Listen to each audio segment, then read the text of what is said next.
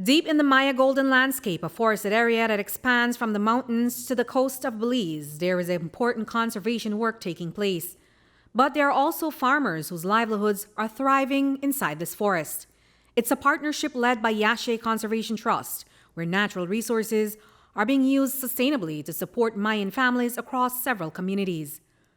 Yashe introduced the farmers to cacao-based agroforestry in the jungles of the Maya Golden landscape to share new ways of farming where forests don't have to be cut down. Since I start to plant, then now I see the benefit of it because I was marketing and I was use it for my home use.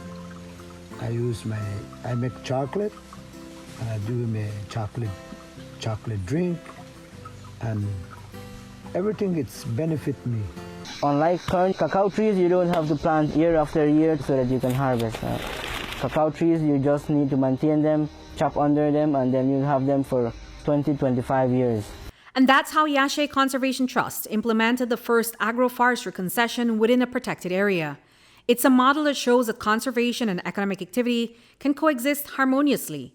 Yashe took Minister Orlando Habet and CEO Dr. Kenrick Williams of the Ministry of Sustainable Development for a tour of the Maya Mountain North Forest Reserve on Friday to show how their partnership with farmers of the Trio Farmers Cacao Growers Association is thriving.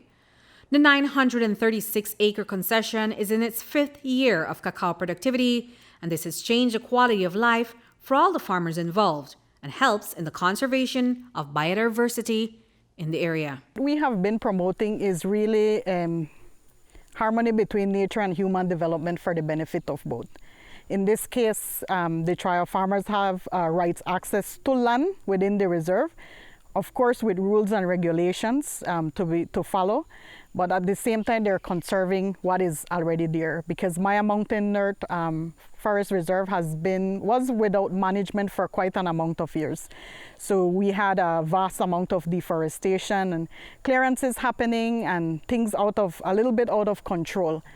So when he actually took management in 2015, we found that the reserve was a good way to enhance livelihoods, but at the same time conserving the biodiversity that is already there. So we started not only with the production of cacao, but also the monitoring that occurs. The farmers are basically generating income. We're talking about 30 farmers that just didn't have any land. You're talking about 30 farmers that were just learning how to grow cacao to now farmers that are actually producing a little over 30,000 pounds of cacao from that given area. So if they sell $1 a pound for that volume of cacao, they're actually making a good amount of money that could actually help them in terms of sending their kids to school, providing food to the table, etc. So I think that it's making a big difference. Another farming system that Yashe Conservation Trust introduced to the protected area is the use of Inga trees to help improve soil quality. It's an alternative to slash and burn farming, where farmers plant agricultural crops between rows of Inga trees. It's a farming method that increases yields and reduces the cutting down of fertile forests. Farmer Pablo Salam uses this alternative farming system. For the past 4 years, I have started to work with Yashe. I've planted Inga. I do not know if you have heard about Inga. Inga are the cropping that you plant on rows, or all depending on the soil or all depending on the terrain that you have. Whenever you plant that Inga, then that's there where whenever it's reached a certain level, so certain years, 3 years, then right there you cut down your trees, and from there you will start to plant your cassava, your whatever your sweet pepper, other vegetables that you're planting on that road. So beans, corn. So corn is doing a lot better in the Inga ali cropping farming system.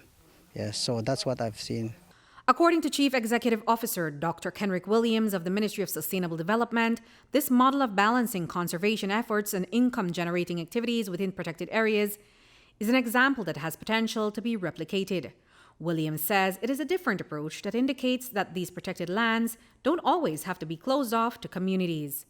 I think that the YCT model, where they integrate, these concessions, the cacao concession in this case, and the small perennial crops within the forest, is exemplary because, again, the intent is not to lock up these protected areas so that people and communities don't benefit. I think that was the historical idea of these protected areas. Now, we want to show this model, a model that have immediate benefits for communities, social benefits, economic benefits to women, to marginalized communities, to poor communities, that there is, there's income potential directly that we can get for that.